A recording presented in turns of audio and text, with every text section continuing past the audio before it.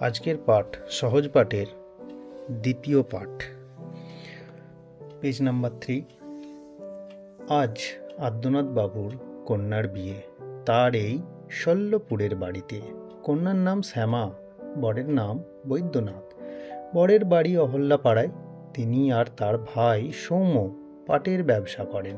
তাঁর এক ভাই ধম্মনাথ কলেজে পড়ে আর রম্যনাথ স্কুলে। আদ্যনাথ বড় ভালো লোক, দান ধ্যান পূর্ণ কাজে তার মন। দেশের জন্য অনেক কাজ করেন।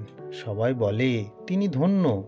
আদ্যনাথ বাবু তাঁর ভৃত্য সত্যকে আমার কাছে পাঠিয়েছিলেন। আমি বলেছি তাঁর কন্যার বিবাহে অবশ্য অবশ্য যাব। এখানে এসে দেখি আঙিনায় বাদ্য বাজছে। চাষিরা এবৎসর ভালো শস্য পেয়েছে, তাই তারা ভিড় করে এসেছে। ভিতরে ঢুকি সাধ্য কি, অগত্যা। বাইরে বসে আছি, দেখছি ছেলেরা খুশি হয়ে নৃত্য করছে, কেউ বা ব্যাট বল খেলছে। নিত্যস্মরণ ওদের ক্যাপ্টেন।